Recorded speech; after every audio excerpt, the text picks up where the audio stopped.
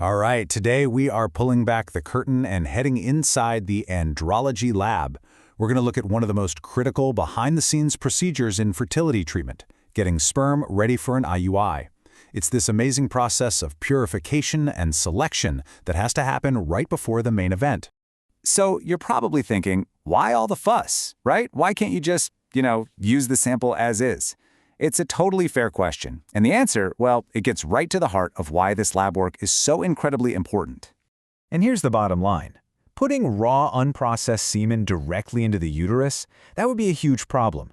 We're not just talking ineffective here, it can actually cause serious medical issues. So the lab has to step in to make it both safe and effective.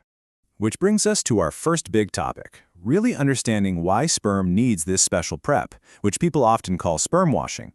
It's all about getting rid of the bad stuff to let the best, healthiest sperm shine. Let's break down what's actually in raw semen that makes it so bad for the uterus. First up, you've got these things called prostaglandins. In the uterus, they can trigger really intense cramping, or in some pretty rare cases, even a severe allergic reaction. Then you've got all the dead sperm cells and white blood cells just kind of hanging around, creating a really hostile, inflammatory environment. Yeah, none of that is good for getting pregnant. So the mission in the Andrology lab is really twofold. First, to wash away all those problem makers we just talked about, and second, to select and concentrate only the strongest, most active sperm. The goal is to get them into this tiny, super purified little droplet, we're talking less than half a milliliter, that's perfectly ready for the doctor. Okay, so we get the why, but what about the how? Well, the lab has two main tricks up its sleeve, and the one they choose really depends on the quality of the sample they start with. This is literally the first big decision the embryologist has to make. They take a quick look. If the sample has a lower count, or the sperm aren't moving so great, or it's just kind of dirty with other stuff, they're almost always going to go with the gradient method. But if they're lucky enough to get a really high-quality, clean sample, then the swim-up method is the way to go. Let's dig into the most common method first, the gradient. Honestly, the best way to think about this is like a super sophisticated high-tech sieve. It's designed so that only the best of the best sperm can actually make it through. So the whole thing starts by building what's basically a liquid tower inside a test tube. You've got a really dense liquid on the bottom, then a less dense liquid is carefully layered right on top of it. And then the raw semen sample is placed ever so gently at the very top of the whole thing. All right, the tower is built, the sample's on top, now the real action begins. The tube gets popped into a centrifuge, which is just a machine that spins things really, really fast. We're talking 15 to 20 minutes of spinning. And this is where the magic happens. As that tube is spinning like crazy, the force is pushing everything downwards. But remember those liquid layers we built? They act like an obstacle course. All the junk, the dead sperm, the debris, the white blood cells, they just can't handle it. They get stuck. They're just not strong enough to push through those dense layers. So who makes it through this gauntlet? Only the strongest, healthiest, best-shaped sperm have the power to swim all the way to the very bottom.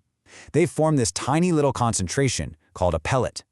The technician then carefully gets rid of all the liquid on top, gives that elite pellet a quick wash, spins it one last time to make sure it's perfectly clean, and then puts it in that final, pure liquid ready for the IUI. Okay, so what about that second technique, the one for the really good samples? Well, if the gradient is a sieve, then the swim-up method is like the Sperm Olympics. It's basically a race to see who the fastest, strongest swimmers are. Here's the play-by-play. First, they spin the sample down to get that pellet of sperm at the bottom. They get rid of the dirty liquid and gently add a fresh layer of clean liquid on top. That's the starting line.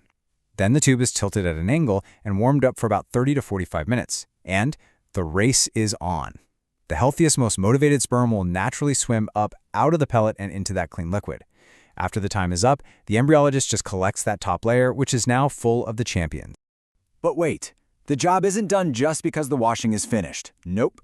This is where the real skill of an experienced embryologist comes into play. They have a few more critical checks, and let's call them tricks of the trade, to make sure that sample is absolutely perfect. And this part right here is absolutely 100% non-negotiable. Everything that touches that sample, the test tubes, the plastic tips, the liquid medium, has to be completely sterile.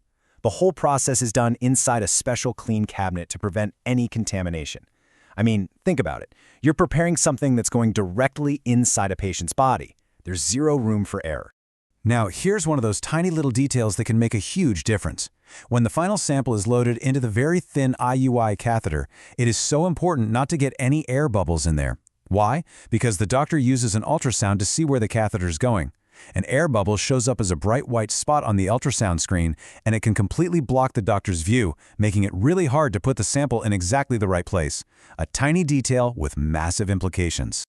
And finally, after all that washing and preparing, a tiny drop is put under the microscope for one last, crucial check: the total progressive motile sperm count. This number tells the doctor exactly how many million high-quality, forward-moving sperm they're working with. A number like 15 million, for instance, is a really strong sign for success. It gives everyone a much clearer picture of the chances and helps manage expectations. It's the final report card. So, there you have it. We've walked through the whole process. But to really put you in the lab code for a second, let's end this with a real-world puzzle an embryologist might run into. So imagine this. You've done everything perfectly, by the book. But when you do that final check, you see this weird behavior. The sperm are all clumping together, or they're just spinning in little circles instead of swimming forward. What on earth is going on?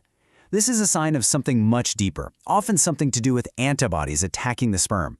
It's a complex little diagnostic challenge that shows this job is so much more than just following steps. It's about deep biological detective work. So, what would you do next? Something to think about. Thanks for tuning in.